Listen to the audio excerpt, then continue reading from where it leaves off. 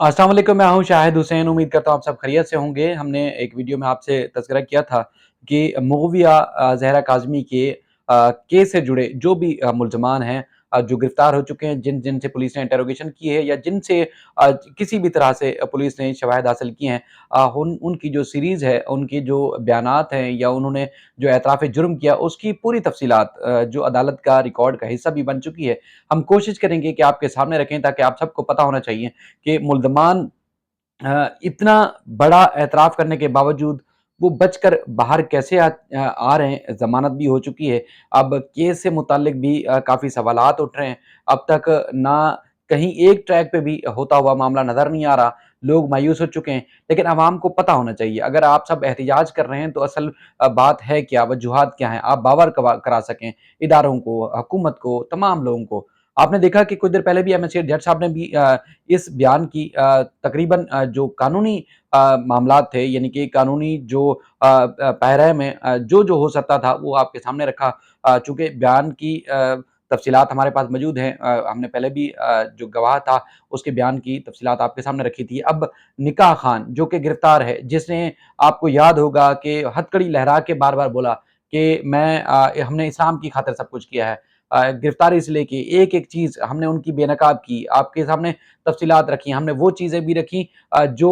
वो खुद वक़्तन-फ़वक़्तन एतराफ़ भी करते रहे, लोगों को बताते रहे, तज़किरा करते रहे, यूट्यूबर्स के साथ, सहाफ़ियों के साथ गुफ्तगू में वो बताते रहे कि उन्होंने कोई जुर्म नहीं किया। लेकिन आज उनका वो बयान जिन्होंने उन्होंने खुद एतराफ़ जुर्म किया है और भी इस केस से जुड़े जो लोग हैं, उनको बेनकाब भी किया है। आप खुद भी नाम देखेंगे, हैरान होंगे कि पुलिस ने जो असल मुल्ज़मान हैं या जो इस केस से जुड़े दीगर मुल्ज़मान हैं, उनके खिलाफ पुलिस ने कार्रवाई क्यों नहीं की? ये भी एक सवालिया निशान है।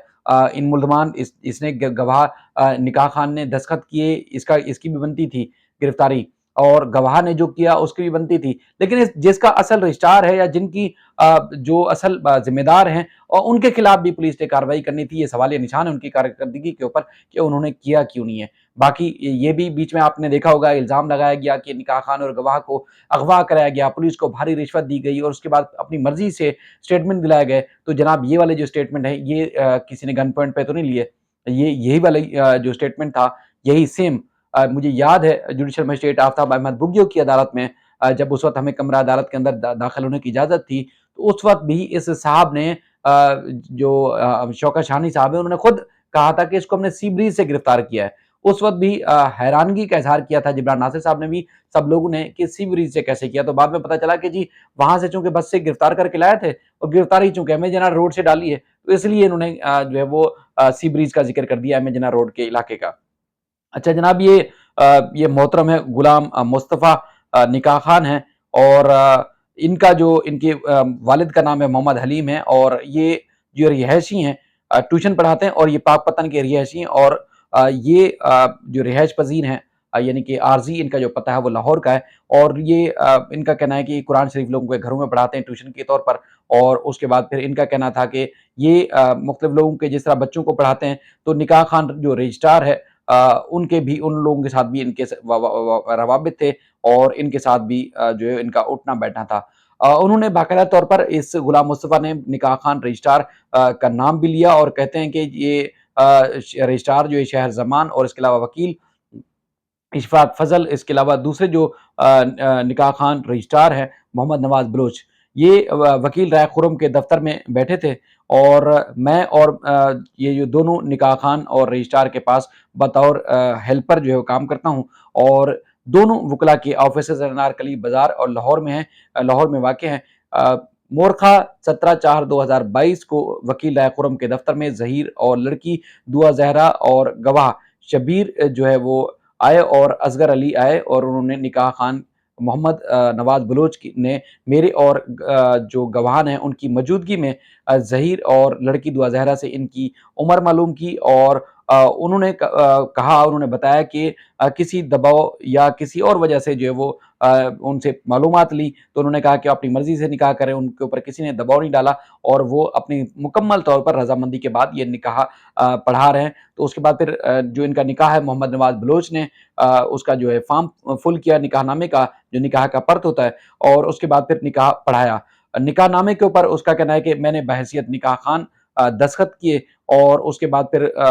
शब्बीर और असगर और शब्बीर ने जो है निकाह नामे के ऊपर बतौर गवाह जो है वो उन्होंने दस्तखत किए। उसके बाद फिर उसका कहना है कि सब लोग जो है वहाँ से चले गए और 19/5 यानी कि 19 मई 2022 को इंस्पेक्टर सईद अहमद साहब ने मुझे सी ब्रिज एम जिन्ना रोड से गिरफ्तार किया और मैं पंजाब से कराची अपने रिश्तेदारों के पास आया था और गिरफ्तार करके मुझे लाया गया और उसके बाद फिर इससे पहले असगर अली को भी जो है वो उसका कहना है कि लाहौर से गिरफ्तार करके कराची लाया गया था और उसके बाद फिर उसने बताया कि मैं जेल में मौजूद हूँ और मुझे नहीं पता कि लड़का और लड़की कहाँ है। उसके बाद इसके अंगूठे के निशानात और दस्तखत भी मौजूद हैं जो कि इसने खुद लिखे हैं। इसका फ़ोन नंबर भी लिखा गया है और शनाख्ती कार्ड और दीगर जो चीज़ें हैं वो सब तफसीलात भी इसके अंदर लिखी गई हैं। अब इसमें आपने वकील का नाम भी लिख दिया राय खुर्रम का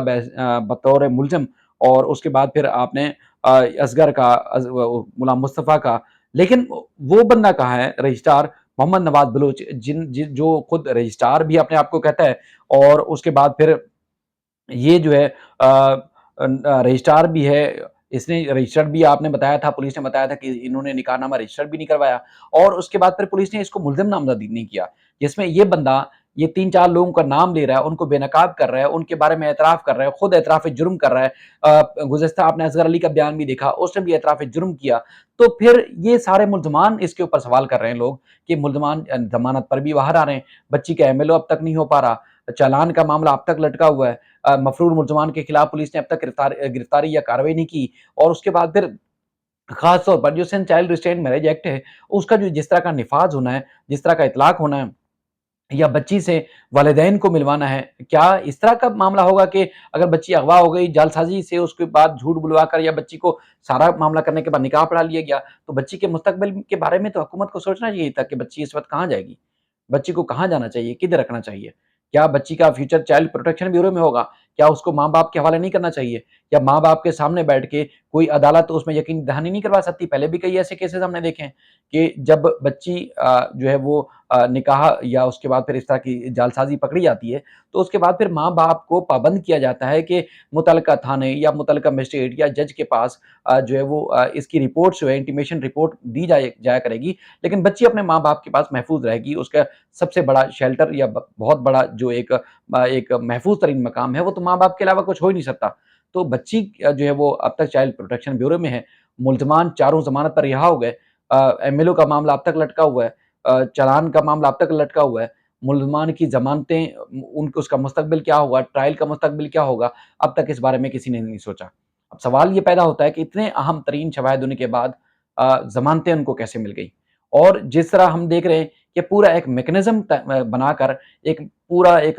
सेटअप बनाकर, एक सिस्टम बनाकर इन लोगों ने जिस तरह ये वारदात की है, तो उसका कोई सानी या उसका कोई जवाबदेह नहीं है। यानी कि कोई भी किसी तरह भी उठा के बच्चियों को ले जाए और कोई उसका पुरसाने हाल नहीं होगा बच्ची का, कोई पूछने वाला नहीं होगा। माँ-बाप हैं जो आज तक दर-बदर फिर रहे हैं और उनका कोई पुरसाने हाल नहीं है, उनसे पूछ के कोई हुकूमत या कोई इदारा दादरसी नहीं कर सकता। या फिर वही वाली जो हम मुसलसल तज़किरा करते आ रहे हैं कि एक माइंडसेट है, जो हर मकाम पर, हर महकमे में, हर जगह बैठा हुआ है और उनको जब पता चलता है कि बच्ची ने या बच्ची के साथ जालसाज़ी करके निकाह कर लिया गया है, तो उसके बाद फिर वो मामला ख़त्म कर देते हैं। वो कहते हैं ठीक है जाने दीजिए निकाह हो गया, अब हम कुछ नहीं कर सकते। ऐसे कैसे हो सकता है? किसी माशरे में ये सब कुछ हो सकता है? तो आप भी हमें भी बता दें। लेकिन यहाँ पर तो धड़ल्ले से हो रहा है और आए रोज़ इस तरह की वारदातें हो रही हैं। उम्मीद है कि ये चीज़ें पब्लिक होने के बाद पब्लिक का जो है वो शदीद रद्द-ए-अमल भी आएगा और उसके बाद फिर उन इदारों को भी पता चलेगा ये चीज़ें ना छुपने वाली हैं, ना दबने वाली हैं और ना ही इससे कोई मुँह चुरा सकता है या इससे कोई किनारा कशी कर सकता है। शवाहिद और सबूत पहले भी थे। अब आप लोगों ने उस वक़्त भी इनकार किया, मुल्ज़मान के खिलाफ कार्रवाई नहीं की और उसके बाद जब शवाहिद और सबूत आए, आपने लड़की ले आए, वो भी किस तरह लेके आए वो सबको पता है। मुल्ज़मान को ज़मानत मिल गई और ये जो बयान लिखा गया है, उसमें जो 2-3 जुमले हैं वो बड़े टेक्निकल हैं। उम्मीद है शेर जज साहब ने भी बड़ी तफ़सीलात से जो आपको समझाई है बात, वो समझ आई होगी कि ये जो